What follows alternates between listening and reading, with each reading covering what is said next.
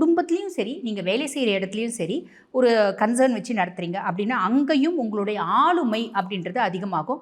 சூரியன் 7ஆம் பாவத்தில் வந்து உட்கார்ந்துட்டு இருக்கிறதுனால உங்களோட ஆளுமை அதிகம் ஆகிறதுனால லைஃப் பார்ட்னரும் சரி, பிஸ்னஸ் பார்ட்னரும் சரி உங்ககிட்ட அடங்கி போவாங்க அப்படின்னு அர்த்தம். இது ஒரு பெரிய ப்ளஸ்ஸுங்க.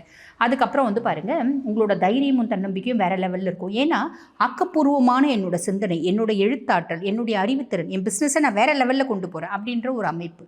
இது வந்து ஒரு பெரிய ப்ளஸ். ஓகேங்களா? சரிங்க, இது பிஸ்னஸ் செய்கிறவங்களுக்கு ஓகே. வேலை செய்கிறவங்களுக்கும் நீங்கள் வேலை செய்கிற இடத்துல நீங்கள் நல்ல இன்டெலிஜென்ட் அப்படின்றது மற்றவங்களுக்கு வந்து நீங்கள் ப்ரூவ் பண்ணுவீங்க.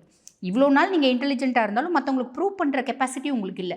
மற்றவங்க முன்னாடி எப்படி பிஹேவ் பண்ணணும், மற்றவங்க கிட்டே எப்படி நம்மளோட திறமையை மேனிஃபெஸ்ட் பண்ணணும் அப்படின்லாம் இல்லை. ஒரு சிலர் வந்து பாருங்கள், இவ்வளோண்டு வேலை செய்வாங்க, ஆனால் இவ்வளோ வேலை செஞ்ச மாதிரி காமிப்பாங்க. கடகத்தை பொறுத்த வரைக்கும் இவ்வளோ வேலை செஞ்சாலும் இவ்வளோண்டு வேலை செய்கிற மாதிரி பகட்டு அப்படின்றது தெரியாது. ஆனால் இந்த காலகட்டத்தில் கொஞ்சம் பகட்டையும் கற்றுப்பீங்க. இது நல்லது அப்படின்னு தான் சொல்லலாம். சரிங்களா?